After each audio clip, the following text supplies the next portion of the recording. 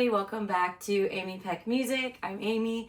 Today I want to talk about head voice and chest voice. There's so many misconceptions out there, and I just wanted to give my knowledge and theory on the topic. So everybody really stresses, everybody that I've worked with really stresses about, do I sing this in head? Do I sing this in chest? Well, there's two sides to that. One, you want to be able to know how to control your voice. That's the big thing. The goal of studying singing and the goal of music training in general and music pedagogy, vocal pedagogy, is really to learn how to effectively and use your voice and make the best choices for your voice. So I want you to think about when you're doing more chest heavy, you're going to think about like a megaphone. So you're always going to have that space. Start with your room being like a square, your mouth being like a square room. You're always going to have that space, but you're going to think about more wide and open, like a megaphone. Like if we go, why? If we go up a little bit more, a little higher into a E, G sharp B. Why? So think about that megaphone, and the lower you get, the more gentle you're gonna get. If you're down here, why, you're not gonna think, why, right? That's not proportionate to where you're singing. So the lower you go, you wanna think lighter. Why,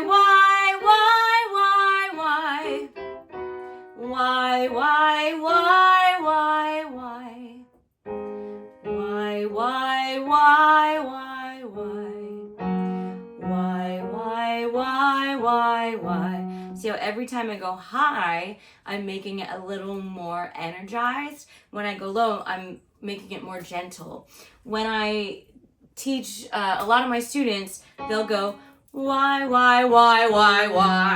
And that is not productive. That's not the best use, in my opinion. You want to think, why? You're actually going to be able to get lower if you do this. Think more, why? You're going to be able to get a lot lower because you're not pressing, you're not stretching, you're not pushing too hard. So your voice is your instrument, as is your body. Everything works together. Don't stress and don't press. Really think about calling out, and then when you get low, really think about being gentle. Now your head voice is the opposite. So you're going to think about pointed, or I should say you're more head mix. Pointed sound, more open in the back. So instead of why, you're going to go ooh, V. Completely different tone. But this way it's really sustainable to go higher. V. Ideally, you want to be able to go V, I, U. I haven't worked on it that much in the recent years, so it would be ideal to be able to do that transition on all the notes, especially in the middle range, to be able to mix. So that leads me to my next point. There is no line. I want you to stop thinking in black and white. So the chest voice and the head voice is always a mix. So here's a little graph I'm going to draw you. I got my paper.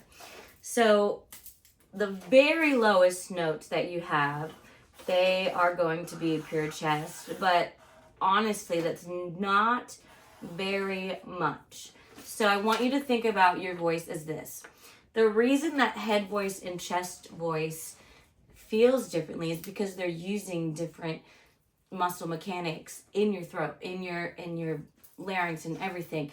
We're not going to go into that now, but it is actually different things. So you need to work on both head voice and more chest mix to have a complete voice, to be able to make those decisions about when do I put more head, when do I put more chest. So this is what you want to think. If this is your head voice and this is your chest, I'll color in the chest. So your lowest notes are going to be right here. For me, that's probably after that, it goes into a little mix here. So, that's not the same texture as right in my low. It's a little bit. Now, if I go a little higher, it's more even.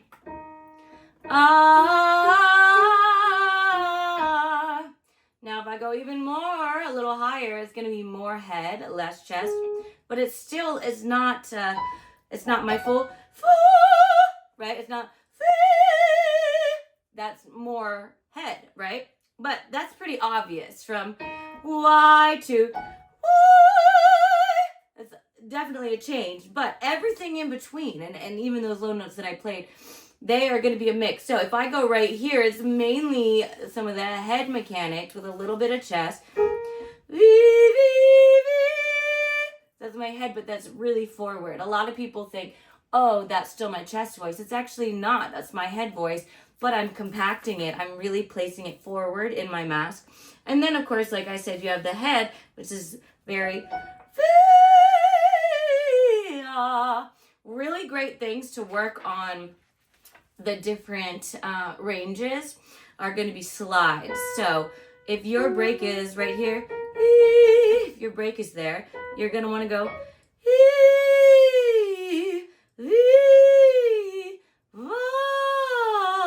because it's going to really smooth it out. At first, it probably will be rocky. You'll feel that big jump, that big break, and that's okay. You got to smooth it over, and eventually I promise you it will go away.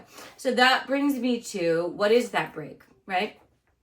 A lot of, for instance, females, they'll have their break around maybe B, C, C sharp, or middle C, B below that. It just depends on everyone's voice, but those are generally for women. Men are totally different, but they also have their specific breaks, and everyone's voice is different.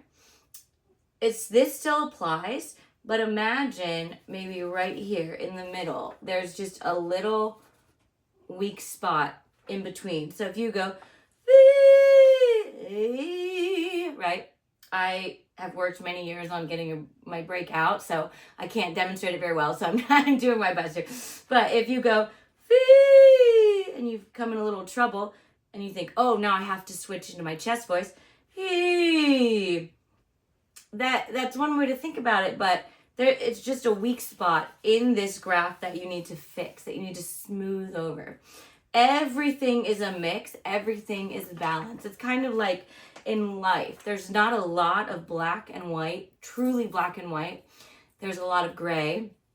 So think about your head voice and your chest voice like this. It's all one voice. I spent years and years as a young classical singer unsure of, I was very big into crossover singing, so classical singing and also music theater singing, and I always questioned, oh, what do I choose now? Because being a professional singer is all about making choices, preferably before the performance, but it's all about making choices of what texture you're going to use, what tone, what timbre, what feeling are you going for, what action verbs. It's a whole nother thing we'll get into later, but it's all about choices. And I know that I spent years insecure of, is this the right tone? Is this the right voice? Is this the right voice? Should I use head voice, chest voice? When really I want you to think about it as it's all one voice. No matter what you choose, it is your choice as an artist that you're bringing, and it's perfect. Technically, there's no such thing as perfect, but it is right for you, whatever you decide, whether it's a chest mix.